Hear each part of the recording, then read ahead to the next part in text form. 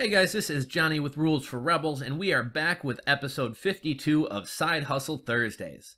Today we'll be sharing the story of an IT worker who turned his love of craft beer into a money-making side hustle. Now what's interesting about today's side hustle, and something I would like to encourage all of you to keep in mind when finding a side hustle, is the idea of combining your skills and hobbies together. When thinking about a side hustle, think about your skills, like things that you're good at, as well as things that you like to do and the interaction between these two things. For example, if your skill is IT and you ask yourself, what should my side hustle be? That's really broad. It could be any number of things. On the other hand, if you say, what do I like? And you like beer, that's great, but that's also very broad. And what are you going to do? Open up a brewery? Well, that's possible. That's kind of a huge undertaking, and that requires a lot of money, and that's a full-time business and not a side hustle. So that may also be difficult. But if you look at both your interest beer and your skills, your skills, which may be IT skills, maybe we can find a way to combine these two things and come up with a unique and profitable side hustle. And that's exactly what today's side hustler did. This isn't the first craft brewery story we've covered. A few weeks back, we talked about the high school student who did graphic design work for his uncle's craft brewery, as well as many of the food trucks who frequented that brewery. The craft brewery industry is a growing one and makes a great place to start a side hustle, as you'll see in today's story. Today's story leads to a six-figure side hustle that becomes a full-time career, and the gentleman in today's story, well, a while back he left his job and has been up and running and producing income ever since.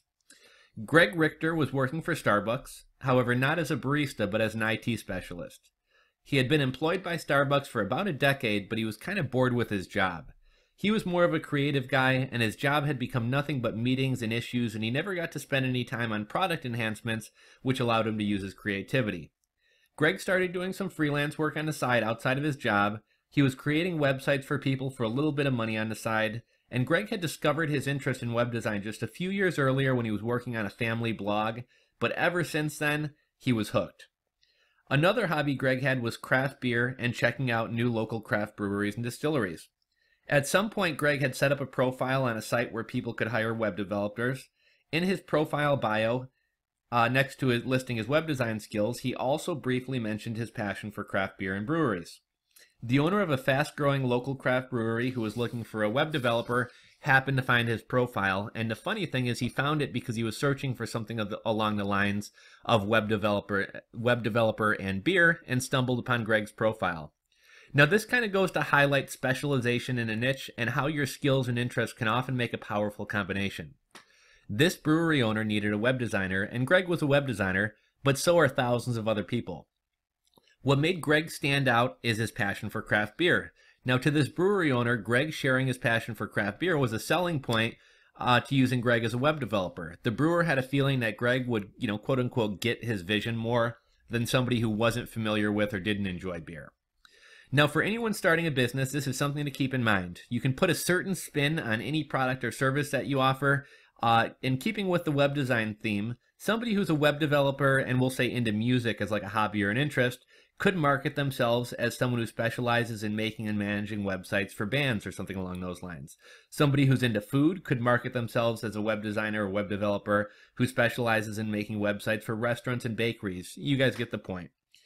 So anyhow, Greg decided to build a business around providing web services to the craft beer and spirit industry.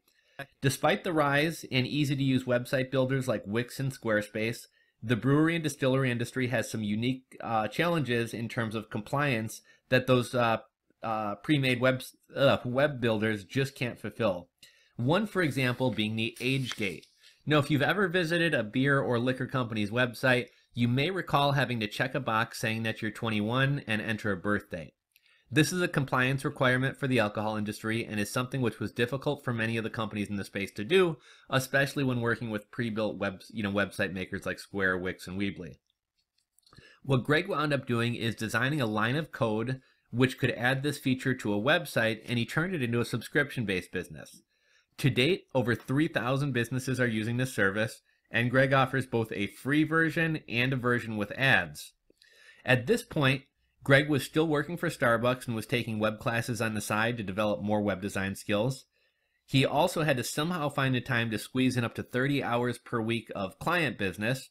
He was waking up early before working over his lunch hour and staying up late into the night to complete these jobs.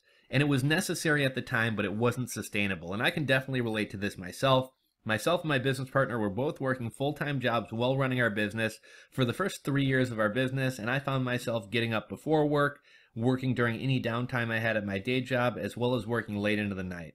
It eventually got to the point where it was no longer sustainable, and myself and my business partner made the jump to full-time.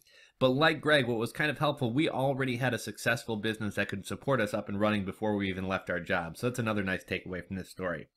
And that's actually what Greg wound up doing as well. It's been 2 years since he left Starbucks. Last year, Greg cracked the six-figure mark, and this year he's on track to do $120,000 to $130,000 worth of sales.